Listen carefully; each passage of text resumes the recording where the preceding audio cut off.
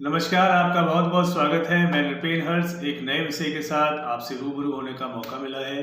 आज का मूल विषय रहेगा जो विद्यार्थी हैं और जो अभ्यर्थी हैं उनके अध्ययन पर, उनके अध्ययन के दौरान एकाग्रता जो है उस पे, और अध्ययन में सब्जेक्ट वाइज कौन से गृह वो है जो कारक रहते हैं, जो आपको प्रॉब्लमेटिक जो है सब्जेक्ट जो होता है उसमें आपको किस ग्रह की जो है उपाय करते हुए उस ग्रह से संबंधित जो विषय है उस पर आप ग्रिप कर सकते हैं।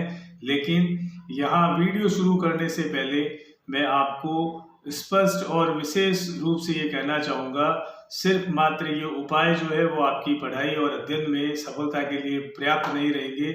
आपको अच्छे रिजल्ट और अच्छे परिणाम के लिए एकाग्रता के साथ, कड़ी मेहनत के साथ, पुरजोर तरीके से और अपने लक्ष्य को ध्यान में रखते हुए अध्ययन और पढ़ाई करनी होगी श्रेष्ठ परिणाम के लिए। हाँ, आपके अगर कोई समस्याएं आ रही है आपकी एकाग्रता में, आपकी किसी सब्जेक्ट को लेकर के, तो आपको ये उपाय जो है कुछ राहत दे सकते हैं, जिन्हें आप आजमा करके इस समस्याओं से निजात पा सकते हैं। क्योंकि अब जो दौर है, अब है परीक्षाओं का दौर, और जो भी प्रतियोगी परीक्षा है या जो भी विद्यार्थी हैं उनके 12th और 10th लेवल के जो एग्ज़ाम अब होने वाले हैं, सीबीएसई बोर्ड और आरबीएसई बोर्ड के भी, और अब कंपटीशन एग्ज़ाम है जो हर बार एक नई वैकेंसी के लिए अभ्यर्थी जो है वो पुरजोर के साथ तैयारी करते हैं और प्रतियोगी परीक्षाओं के लिए जो है संलग्न होते हैं। तो आज ये जो मेरा वीडियो रहेगा वो विद्यार्थी और अभ्यर्थी दोनों के लिए रहेगा, और मूल रूप से उन अभिभावकों के लिए भी रहेगा जो अभिभावक के जो बच्चे हैं, किसी भी बच्चा उनका जो है एक पर्टिकुलर सब्जेक्ट को लेकर के डरा हुआ है, सहमा हुआ है, या उसका एक फोबिया उसको है, या कोई डिस्ट्रैक्शन अगर बच्चे को हो रहा है पढ़ाई के दौरान, तो ये सारा वीडियो कुल मिला करके इस सभी मूल विषयों पर रहेगा।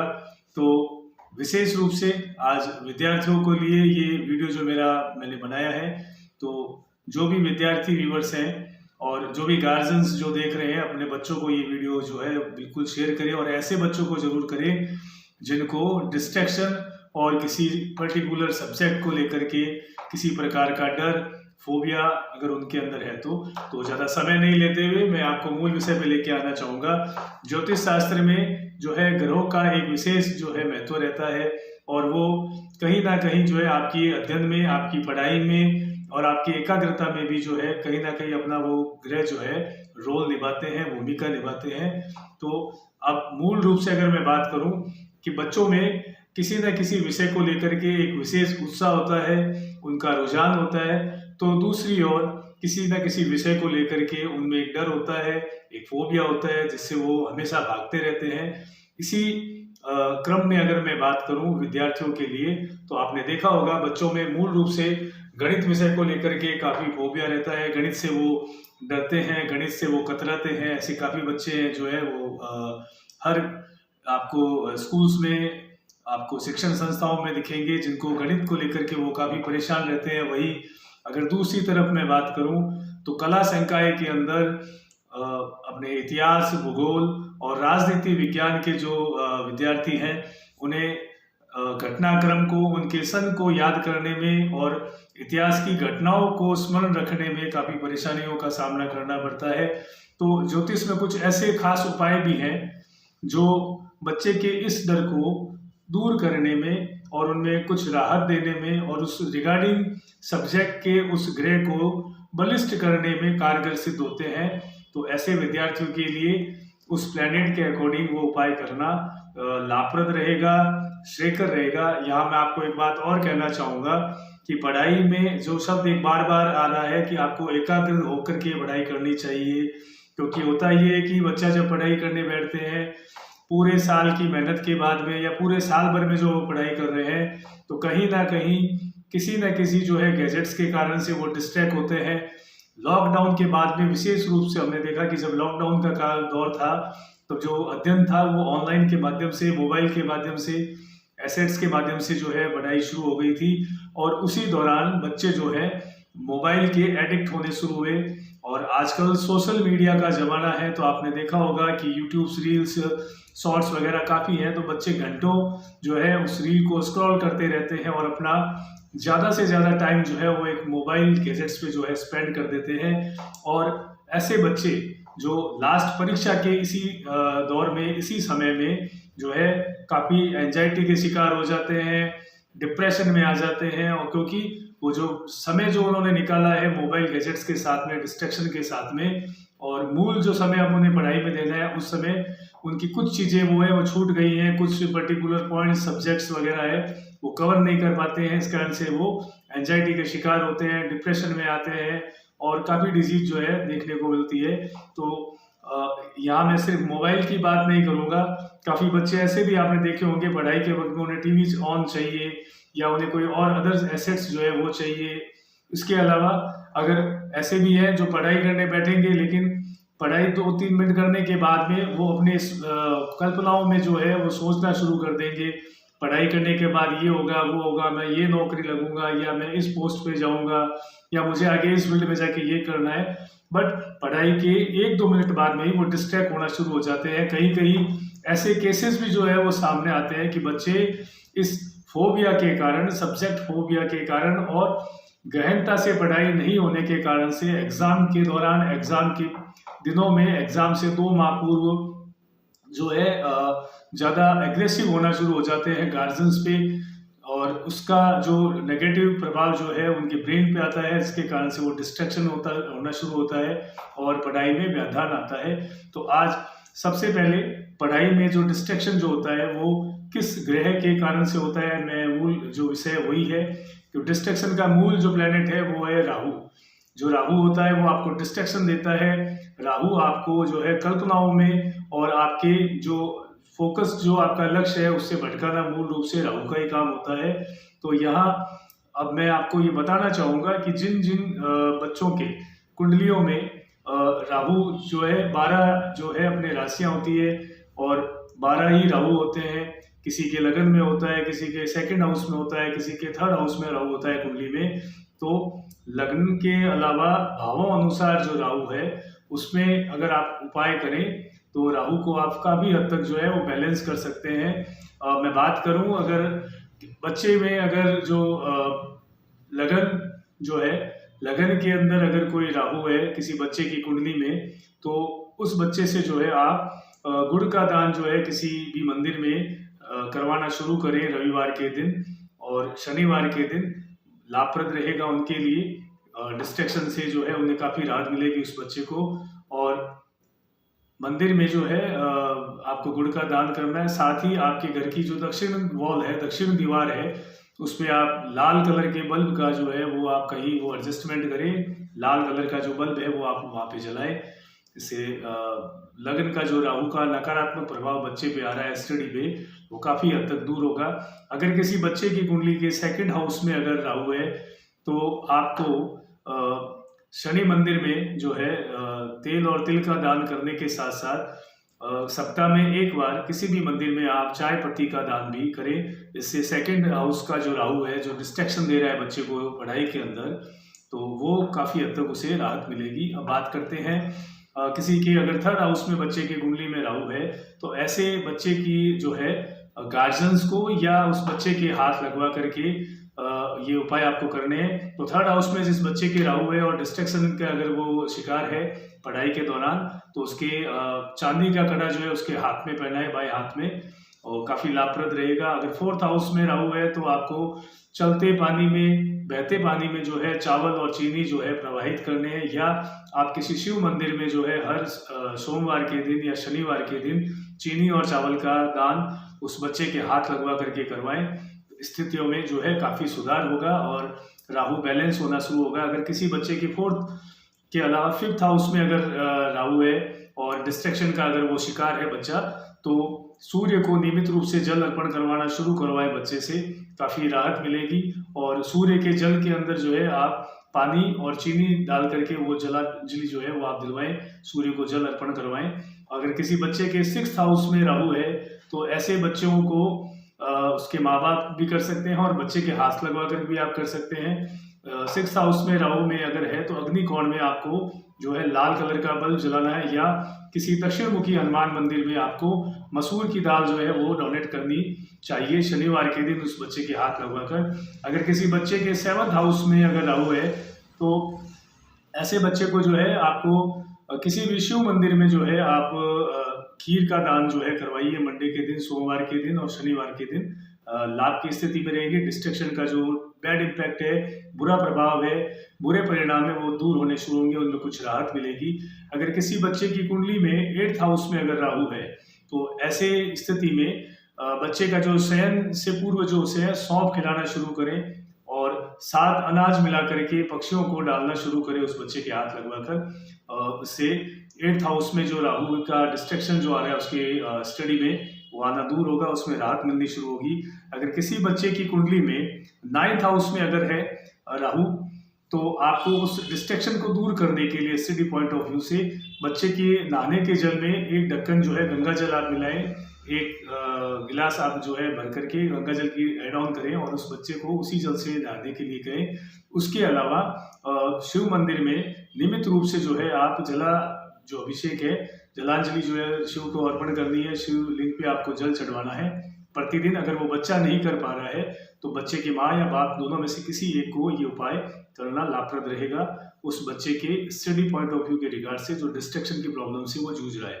अगर किसी बच्चे के 10th हाउस में अगर राहु है तो ऐसे बच्चे को आपको शहद और अपने दूध से जो है शिवलिंग का अभिषेक आप जो है सोमवार जो है हर सोमवार को आपको करवाना चाहिए। इससे लाभ की स्थितियां रहेगी। अगर किसी बच्चे की कुंडली में 11वें भाव में अगर राहु विराजमान है और स्टडी में वो डिस्ट्रैक्शन की प्रॉब्लम से समस्या से जूझ रहा है बच्चा पढ़ाई में और डिस्ट्रैक्ट हो रहा है, तो ऐसे बच्चे को आप पीला धागा जो है गले में धारण करवाएं या धार्मिक पुस्तकों का दान महीने में एक बार जो है किसी भी धार्मिक स्थान पे आप करवाएं। इससे लाभ की स्थिति रहेगी।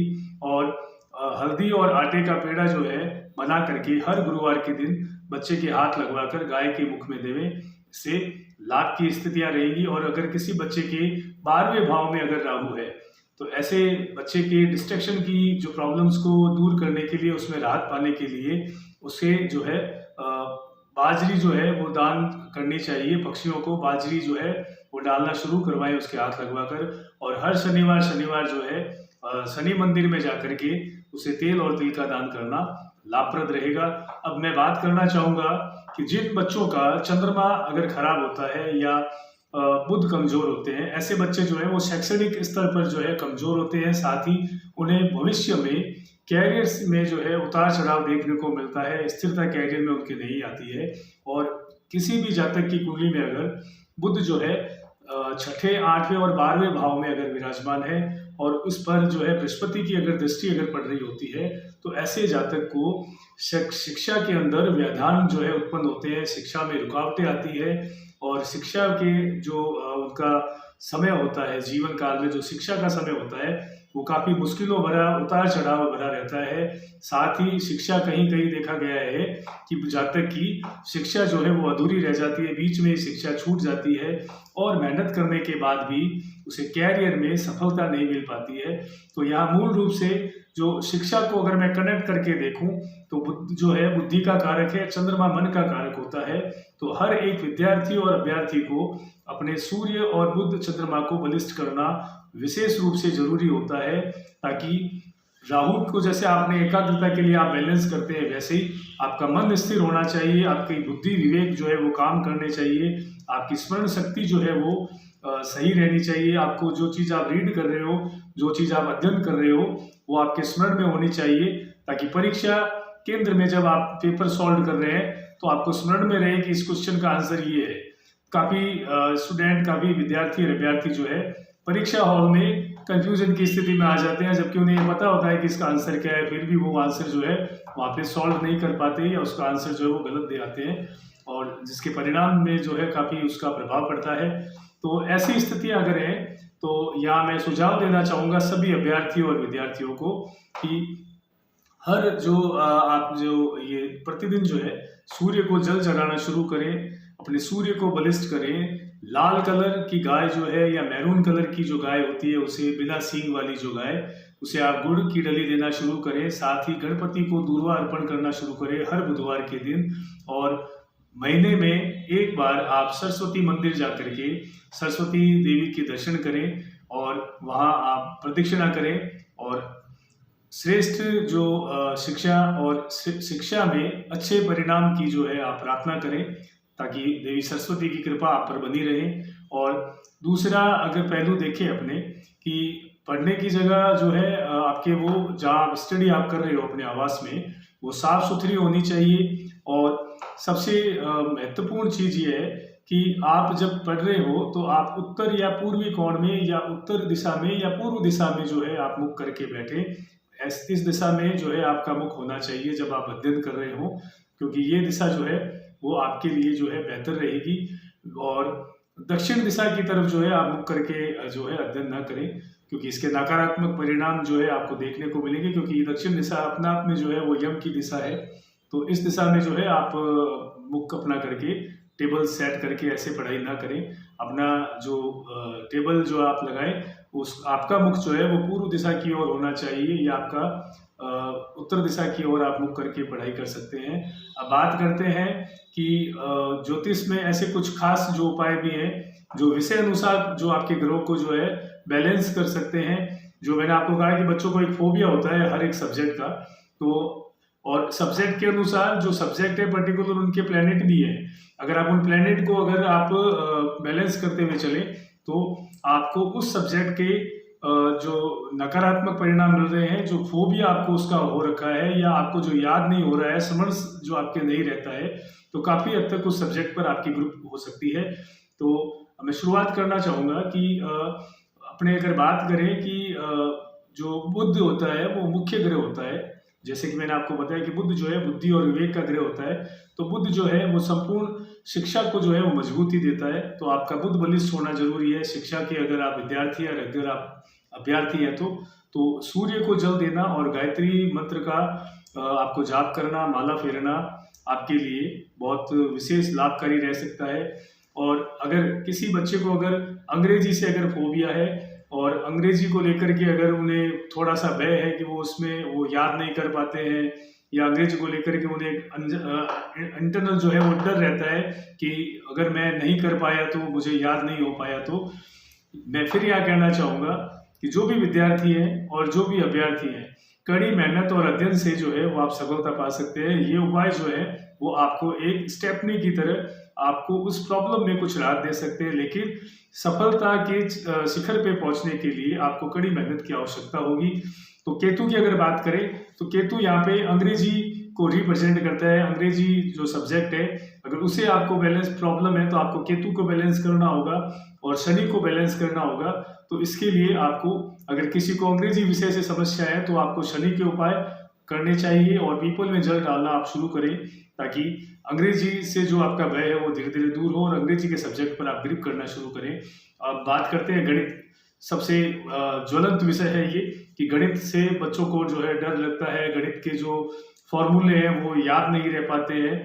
तो इसमें अगर कोई प्रॉब्लम अगर आपकी आ रही है तो आप मान के चलिए कि आपकी कुंडली में बुध और मंगल जो है वो खराब है। तो आपको बुध और मंगल के जो है उपाय करने लाभप्रद रहेंगे इसे आप बैलेंस करने के लिए। वहीं साइंस विषय की अगर मैं बात करूं विज्ञान की, तो विज्ञान के लिए जो कारक जो ग्रह होते हैं वो चंद्रमा और सूर्य होते हैं, और सूर्य के बिना विज्ञान जो है वो अधूरा है। आप विज्ञान की कल्पना सूर्य के बिना नहीं कर सकते। तो जो बच्चा विज्ञान के विषय से अगर भयभीत है, डर लगता है उसे, तो उस बच्चे का आप मान के चलिए कि कुंडली के अंदर चंद्रमा और सूर्य जो है वो सही स्थिति में नहीं है, अनुकूल स्थिति में नहीं है। इसलिए उस बच्चे को उसी पर्टिकुलर सब्जेक्ट का फोबिया बन रहा है, उसी पर्टिकुलर सब्जेक्ट में उसे डर लग रहा है। तो ऐसे बच्चे को जो है अपने सूर्य और चंद्रमा के उपाय करना लाभप्रद रहेगा। अब बात करते हैं कला वर्ग की। जो कला आर्ट्स वर्ग के जो विद्यार्थी हैं और विशेष रूप से इतिहास, पॉलिटिकल साइंस और ये आपके ज्योग्राफी सब्जेक्ट में काफ़ी प्रॉब्लम्स रहती है ऐसे बच्चों को कि सन याद नहीं रह पाते, घटनाक्रम याद नहीं हो पाता और भूगोल वो पूरी उनके दिमाग में गोल हो जाती है, उन्हें याद ही नहीं रह पाता कि भूगोल में कैसे उसको आप सॉल्व करेंगे उस क्वेश्चन को। काफ़ी चीज़ें ऐसी होती हैं जहाँ पे बच्चे अटक जाते हैं, सन्स में अटक जाते हैं, घटनाक्रम में अटक जाते हैं। तो ऐसे बच्चों को अगर मैं कला वर्ग की बात करूँ, कंप्लीट कला वर्ग की, चाहे अगर आपका उसमें हिंदी लिटरेचर लिया हुआ है, चाहे आपने इंग्लिश लिटरेचर लिया हुआ है, आपने संगीत लिया हुआ है, तो कला वर्ग के जो बच्चे हैं उन्हें शुक्र और चंद्रमा को अपने बलिष्ठ करना चाहिए। अगर ऐसी समस्या से वो अगर ग्रस्त है तो उन्हें शुक्र और चंद्रमा के उपाय करना जो है लाभप्रद रहेगा। अब बात करते हैं कॉमर्स कॉमर्स की। कॉमर्स के जो भी अभ्यर्थी है, क्रेडिट डेबिट में काफ़ी प्रॉब्लम्स उन्हें आती है, काफ़ी बच्चे ऐसे हैं। तो कॉमर्स के लिए अगर मैं बात करूं तो आपका बुद्ध अच्छा होना चाहिए। अगर बुद्ध को आप बलिष्ठ करेंगे तो आप इस सब्जेक्ट को भी जो है आसानी से जो है ग्रिप कर लेंगे और आसानी से आपको स्मरण रहेगा। अब कंप्यूटर का ज़माना है, टेक्नोलॉजी का ज़माना है, कंप्यूटर अपना आप एक बहुत बड़ा सब्जेक्ट है। तो कंप्यूटर के जो भी अभ्यर्थी है जिन्हें कंप्यूटर के विषय में समस्याएं आ रही है, उन्हें याद करने में, उनके फॉर्मूलों को याद करने में, तो ऐसे बच्चों को विशेष रूप से जो है ये कंप्यूटर जो है राहु और केतु पर डिपेंड है। तो राहु और केतु के उपाय करना उनके लिए लाभप्रद रहेगा। और राहु केतु के उपाय में बहुत सिंपल सा उपाय है, आपको तुलसी के जो पौध होता है उसके नीचे घी का दीपक नियमित रूप से आप करना शुरू करें, आपके राहु केतु बैलेंस होना शुरू होंगे और कंप्यूटर के विषय पे आपकी बहुत अच्छी ग्रिप होनी शुरू होगी। इसी तरह एक नए विषय के साथ बहुत जल्द आपसे मुलाकात होगी। और एक निवेदन रहेगा, ये वीडियो जो है विशेष रूप से मैंने विद्यार्थियों और अभ्यर्थियों के लिए बनाया है। और मैं पुनः जाने से पहले ये कहना चाहूँगा कि सफलता और अच्छे परसेंटेज जो है मायने नहीं रखती, आपकी कड़ी मेहनत और आप क्या सीखते हो जो जीवन में आगे आपके बहुत उपयोगी रहने वाला है। तो जो भी आप अध्ययन कर रहे हैं, जो भी शिक्षण आप कर रहे हैं, उन्हें आप अपने जीवन में उतारना शुरू करें, अपने मस्तिष्क में बैठाना शुरू करें और एकाग्रता से आप अगर पढ़ाई करेंगे तो वो पढ़ाई आपके जीवन में काम आएगी। क्योंकि ये कहावत भी है कि जो पढ़ा लिखा इंसान होता है वो सुलझा हुआ इंसान होता है। और पढ़ाई में जो अनुभव आप लेते हैं वो आपको जीवन में धैर्य देते हैं, आपको आपके जो निर्णय हैं उसमें जो आपको क्लियरिटी जो आप आती है वो अध्ययन के द्वारा ही आती है जीवन में। तो अध्ययन बहुत जरूरी है और अध्ययन के लिए मेहनत करना और परिश्रम करना बहुत जरूरी है। ज्योतिषीय उपाय जो भी हैं वो आपको राहत दे सकते हैं। अगर आप ऐसी समस्याओं से अगर ग्रस्त हैं तो ये वीडियो आपके लिए बहुत उपयोगी रहने वाला है। और ऐसे अगर कोई बच्चे हैं जिन्हें ये प्रॉब्लम्स है तो मेरा ये निवेदन रहेगा कि उन बच्चों तक आप उनके गार्जियंस तक ये वीडियो पहुंचाएं ताकि वो बच्चे लाभ ले सकें। एक नए विषय के साथ में बहुत जल्दी आपसे मुलाकात होगी। तब तक के लिए मैं नरपेन हर्ष बहुत बहुत शुभकामनाओं सहित आपसे आज्ञा चाहता हूँ। नमस्कार।